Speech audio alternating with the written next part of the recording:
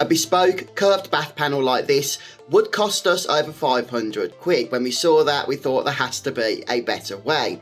Fortunately, we went the DIY route, took a day's work for us. My wife and I, we were able to spend just £42 on materials, and that was it. So first thing we did, you can see in this picture, is we actually created a template from the top of the bath at the curve, so we could put that on the floor and then line up our CLS. And you will want to position your CLS about 40mm back when compared to your bath rim. For the section of the frame for the floor, we measured the straight bit of the bath, which was 90cm, cut a piece of CLS to that length, and then we cut 5 pieces of CLS at 12cm lengths each, and they will be used for the curve. When ready, you can use the adhesive to glue the timber down to the floor. You can actually screw down into your floorboards, but we didn't really see the need to do this. Now, we didn't need to put any wooden struts on the inside of the rim as they were already in place for us, but you can use the same adhesive if you do need to do that. So just to confirm the shopping list, we purchased 4 lengths of CLS 2.4 metre lengths,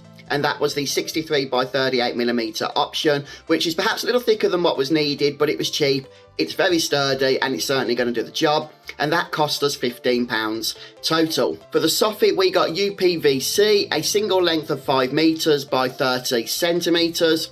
Obviously that was a long length, couldn't get that in the car, but we were able to cut that down in the car park in order to transport it back home. One thing about cutting the Soffit is that we did get a little sore, unfortunately. Kind of sucked, and it was a real pain, so our friend did lend us his jigsaw with a fine blade. Don't use a wood blade for that.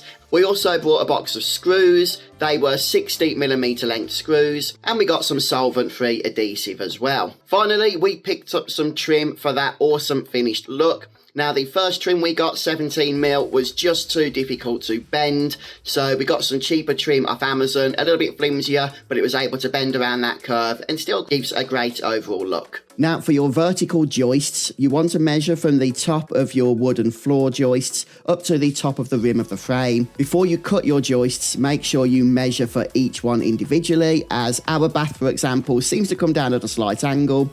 We didn't know this, but it means that the joists at the one end need to be a little shorter in order to get them to fit. Again, use some of the adhesive in order to attach the joists to the rest of the CLS frame. Now, in order to get the pilot hole for your angled screw, what we did was actually use the screw itself and screwed in a few millimeters horizontally into the joist, and then once we created that hole, we then used the screw to drill a pilot hole down at an angle, take it back out, then put the joist in place, and then we had our hole ready for the screwing properly.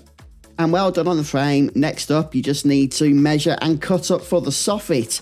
Now, the Soffit will need to fit under the rim of the bath, of course, and that's actually fairly easy to do as long as you get your measurements right. If, like us, you're cheating with a jigsaw, just make sure you are using a fine blade. The Soffit was actually really easy to work with, and it fit together nicely on the vertical bit. Now, in order to get it bent for the curvature, you are going to need to score down the back of it. We just used a standard Stanley knife for this. There might be a better way, but in either case, just be careful. And with a few score lines in place, the Soffit was able to bend at our whim and was very easy to install. For the last piece, we couldn't quite get it totally flush against the wall.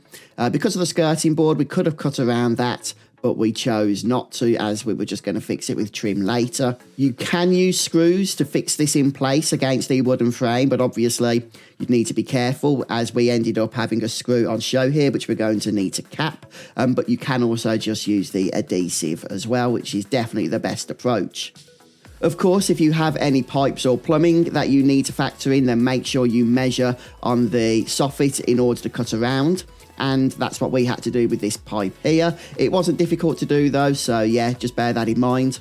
Once everything's in place, you can go ahead and use some bathroom sealant around the edges to get that looking nice and waterproof as well.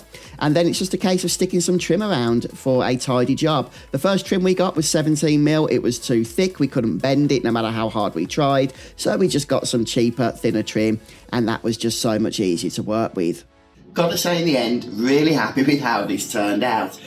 DIY job, yes. Hard work, yes. Saved us a lot of money though doing it ourselves, and not having a big gaping hole here now is obviously a big bonus as well. So hopefully this video has helped you guys if you are trying to think about doing a bit of a DIY job on a curved bath panel. This one I think turned out quite well in the end. We're happy with it, and I hope you get yours sorted too.